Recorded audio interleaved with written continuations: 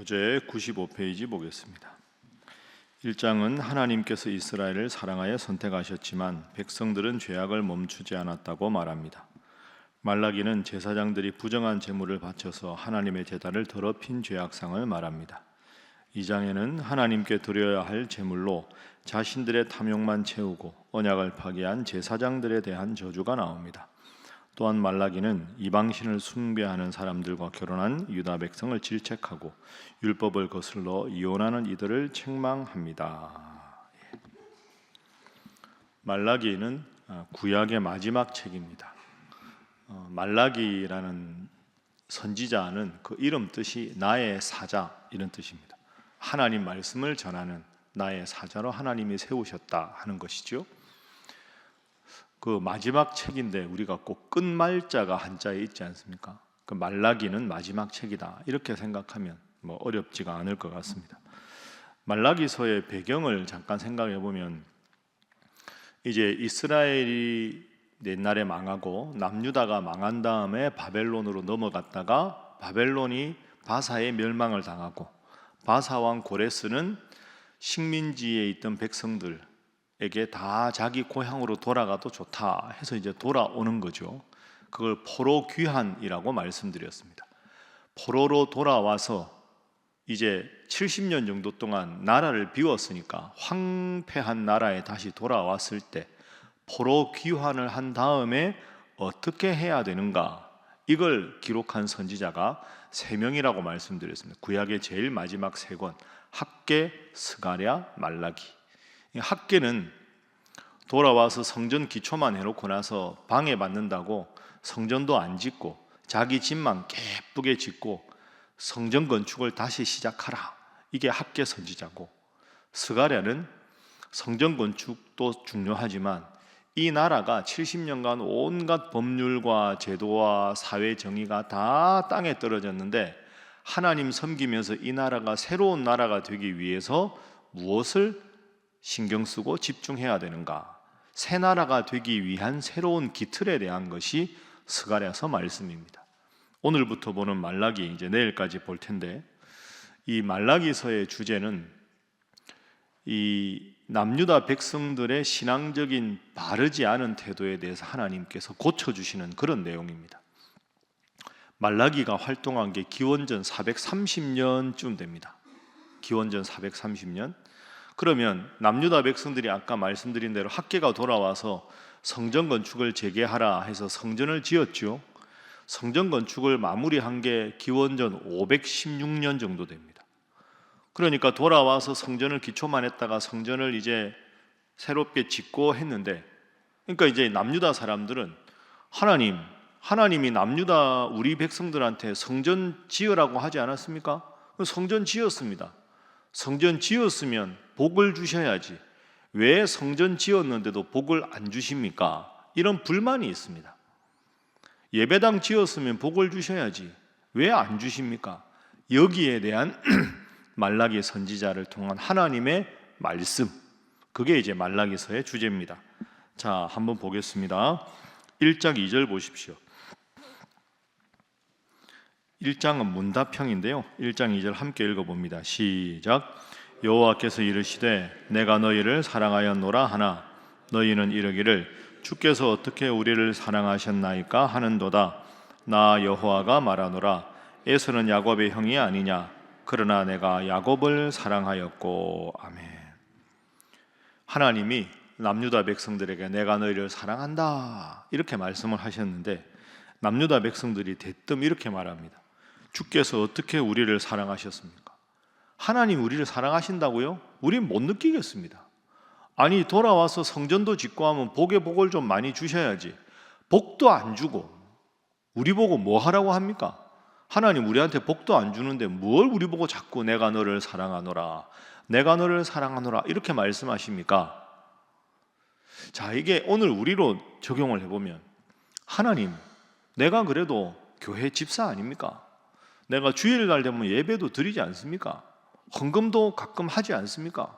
그러면 세상 사람들보다 더 많은 복을 누리고, 내가 하나님 믿는데 하나님 나한테 좀 잘해주면 나도 하나님께 잘해줄 텐데 왜 나한테 복을 안 주십니까? 이제 이런 질문이 되겠습니다. 자, 그런데 그 실상은 그게 아닙니다.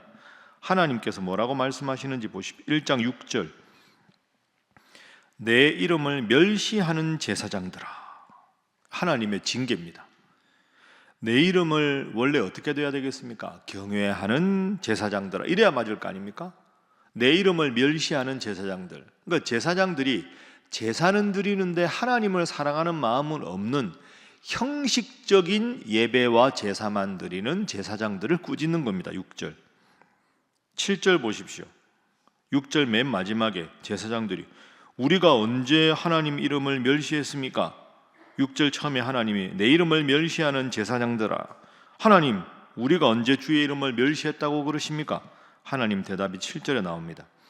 너희가 더러운 떡을 나의 제단에 드리고도, 그러니까 하나님 앞에 떡을 바쳐야 되는데 순전한 떡이 아니라 더러운 떡을 바쳐놓고 우리 할 일 다 했다, 떡 바치라 그래서 떡 바쳤다, 이렇게 이야기하는 겁니다. 8절. 만군의 여호와가 이르노라 너희가 눈먼 희생제물을 바치는 것이 어찌 악하지 아니하냐. 희생제물을 바칠 때도 소나 양이나 바칠 때도 좋은 것 하나님께 감사해서 바치는 게 아니라 양 중에서 저는 것, 병든 것, 그런 것, 시장에 팔기도 애매한 것 바쳤으니까 되는 거 아닙니까? 8절 뒤에 보면 저는 것, 병든 것을 드리는 것이 어찌 악하지 않느냐. 13절 보십시오. 만군의 여호와가 이르노라 너희가 또 말하기를 이 일이 얼마나 번거로운고 하며 코웃음치고 뭐 제사를 또 드려야 돼, 번거롭네, 양 바쳤으면 1년에 한 번만 하면 안 돼, 뭘 또 하라 그래, 번거롭다 하고 코웃음치고 하긴 해야 되니까 훔친 물것, 저는 것, 병든 것을 가져왔다. 너희가 이같이 봉헌물을 가져오니 내가 그것을 너희 손에서 받겠느냐.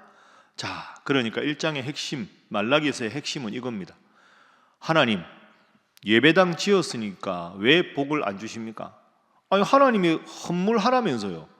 다 양도 바치고 소도 바치고 때마다 다 했는데 왜 우리 보고 하라고 하고 우리한테 복은 안 주십니까? 하나님은 이 사람들아, 너희가 지금 제대로 했냐? 양을 바칠 때도 아까워서 손이 부들부들 떨리고, 소 바치라니까 뭐 큰 걸 바치냐, 비둘기나 바치지. 제사장들하고 적당히 눈 감아가지고 저는 것 바쳐도 그래놓고 무슨 복이냐. 너희는 형식적으로는 나에게 예배드리고 제사 지내는 것 같으나 마음은 내게서 떠났다. 그래놓고 너희가 복을 달라는 게 언감생심 말이 되느냐. 이걸 말라기 선지자를 통해서 꾸짖고 계신 겁니다. 그러니까 말라기서를 우리가 읽으면서 기억해야 될 것은 내가 이런 모습은 없는가 하는 거죠. 첫 번째 기도 제목입니다. 형식만 갖춘 신앙에 빠지지 않게 하소서 하는 것입니다. 형식만 갖춘 신앙에 빠지지 않게 하소서. 제사를 드렸다, 할 도리 다 했다, 이래놓고 했다는 사실은 맞지만 마음의 정성과 감사의 마음은 쏙 빠진 거칠의 신앙을 하나님께서 비판하고 계신 겁니다. 여러분, 이게 신약으로 넘어가면 종교 지도자들이 그런 거 아닙니까? 서기관, 바리새인, 사두개인들이 하나님 위한다고 하면서 예수님을 알아보지 못하고 십자가에 다는 거죠. 이렇게 생각해 보면 오늘날의 문제나 신약 시대의 문제나 말라기 때의 문제나 똑같은 겁니다. 그래서 오늘은 말씀을 읽으면서 혹시 나는 이런 습관적인 신앙, 형식적인 신앙, 그래서 하나님 마음, 하나님 사랑하는 마음이 빠져서 우리가 할 도리를 다 했다고 하나 정작 그걸 받으시는 하나님은 우리를 보고 마음 아파하시는 모습은 아닌가 돌아보고 매일매일 새롭게, 매일매일 감사의 고백으로, 매일매일 은혜 고백으로 살아가는 신일의 모든 성도들이 되시기를 주님 이름으로 축복합니다. 자, 이제 1장 1절 첫 절 한번 보겠습니다. 함께 읽습니다. 1장 1절입니다. 시작. 여호와께서 말라기를 통하여 이스라엘에게 말씀하신 경고라. 아멘. 여러분, 말라기가 무슨 뜻이라고 말씀드렸습니까? 나의 사자, 하나님의 사자, 이런 뜻입니다. 그러니까 말라기는 하나님의 선지자로 백성들에게 귀에 듣기 좋은 말을 하는 게 아니라 하나님께서 자신의 입에 주신 말씀을 가감없이 전하는 겁니다. 이게 선지자가 해야 할 일이고 선지자의 운명입니다. 여러분, 선지자는 우리가 쭉 지금까지 봤지만 하나님과 백성들 사이에 있는 사람입니다. 참 선지자는 백성들 귀에 거슬려도 하나님이 원하는 말씀을 백성들에게 가감없이 전하는 사람이 참 선지자고, 보이지 않는 하나님보다 보이는 백성들의 귀에 듣기 좋은 말, 백성들이 마음이 좋아져야 나한테도 잘해줄 테니까 백성들 눈치 보면서 하나님과의 관계는 단절되고 백성들 귀에 좋은 말만 전하는 선지자가 거짓 선지자입니다. 그러니까 참 선지자냐 거짓 선지자의 기준은 하나님의 말씀을 이 듣는 회중들의 반응과 관계없이 가감없이 전하느냐, 아니면 회중들을 눈치 보면서 하나님 관계없이 보이는 백성들의 인기에 영합하느냐의 관건이 있습니다. 목회자들이 늘 경계해야 될 일이 우리가 이런 일이고, 여러분이 집안의 선지자로 자녀들을 훈육할 때도 이런 점을 꼭 기억해야 합니다. 두 번째 기도 제목입니다. 말씀을 온전히 전하며 말씀대로 사는 자가 되게 하소서 하는 것입니다.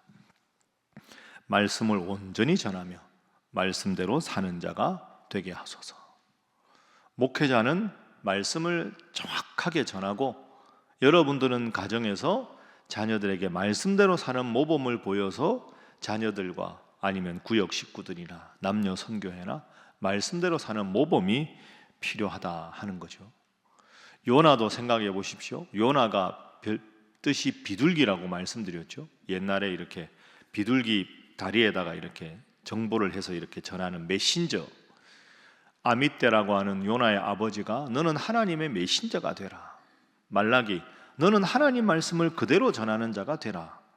이 일에 흔들리면 선지자는 선지자의 역할을 잘 감당하지 못하는 겁니다. 목회자가 하나님 말씀을 전할 때 어떻게 하면 교인들에게 인기를 얻을까? 어떤 예화를 써야 성도들이 막 웃을까?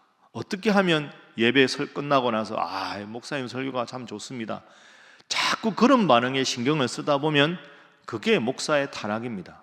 때로는 교인들이 오늘 설교 말씀을 듣고 마음이 무겁고, 목사님 저런 설교는 좀 안 했으면 좋겠다, 너무 마음이 불편하다, 그렇더라도 하나님이 원하는 말씀을 가감없이 전하는 게 목회자가 돼야 되고, 때로는 여러분이 하나님 말씀을 들을 때 양심에 찔릴 때도 있고 불신앙에 대해서 책망을 받을 때도 있고, 그래도 보이는 목사가 아니라 보이지 않는 하나님께서 나를 일깨우신다 생각하고 살아가는 것, 그게 바른 신앙생활 아닙니까? 목회자들이 말씀을 가감없이 전하고 여러분들은 말씀을 아멘으로 받아서 말씀을 기준으로 형식적인 신앙이 아니라 본질까지 하나님께 드려지는 귀한 삶을 사는 우리 모든 성도들이 되시기를 주님 이름으로 부탁합니다. 자, 2장으로 넘어가겠습니다. 이렇게 형식주의의 신앙에 빠진 이 남유다 백성들에 대한 하나님의 심판입니다. 2장 2절 말씀 함께 읽어보겠습니다. 시작. 만군의 여호와가 이르노라 너희가 만일 듣지 아니하며 마음에 두지 아니하여 내 이름을 영화롭게 하지 아니하면 내가 너희에게 저주를 내려 너희의 복을 저주하리라. 내가 이미 저주하였나니 이는 너희가 그것을 마음에 두지 아니하였음이라. 아멘. 만일 지금처럼 형식적인 껍데기 신앙의 생활만 계속해 나가면 하나님 이전에 말씀하셨죠. 내가 너희에게 저주를 내려서 너희의 복을 저주하리라. 너희가 복이라고 생각한 걸 저주로 바꾸겠다. 예를 들어서 그 집은 저 집은 참 자녀들이 너무너무 사이가 좋아, 자녀들이 다 잘 됐어, 이게 그 집의 복인데 하나님 앞에 돌이키지 않으면 그 자식들이 도리어 부메랑이 돼서 너희의 삶에 저주가 되게 하겠다. 복이라고 생각했던 모든 것이 더 큰 저주가 되게 하겠다. 그 책망을 받기 전에 돌이키라. 3절 말씀 보십시오. 보라, 내가 너희의 잘못으로 너희의 자손을 꾸짖을 것이요 똥 곧 너희 절기의 희생의 똥, 바깥에서 태워야 할 그 똥을 너희 얼굴에 바를 것이다. 너희로 하여금 수치와 모욕을 당하게 할 것이다. 왜 하나님이 이런 말씀을 하셨을까요? 여러분, 우리가 1장에서 본 대로 하나님이 원하시는 것은 거칠의 신앙이 아니라 하나님께 감사하고 하나님 이름을 존귀하게 여기는 겁니다. 근데 하나님을 존귀하게 여기는 마음이 빠진 거칠의 신앙으로 하나님의 이름이 존귀하게 되는 게 아니라 땅에 떨어지게 되면, 하나님의 이름이 땅에 떨어지게 되면 내가 너희의 이름도 땅에 떨어지게 하겠다. 그럼 오늘 결론은 뭡니까? 내가 하나님을 높이면 하나님도 나를 높여주시고, 내가 하나님의 이름을 소홀하게 하고 하나님의 이름에 부끄러움을 당하게 하면 하나님도 우리 이름을 그렇게 만드실 것이다. 이게 본문의 주제입니다. 세 번째 기도 제목입니다. 하나님을 존귀히 여기는 자가 되게 하소서 하는 것입니다. 하나님을 존귀히 여기는 자가 되게 하소서. 왕이신 나의 하나님, 내가 주를 높이고 영원히 주의 이름을 송축할지어다. 나의 왕이신 하나님, 오늘도 제가 하나님을 높입니다. 하나님 사랑합니다. 하나님께 감사합니다.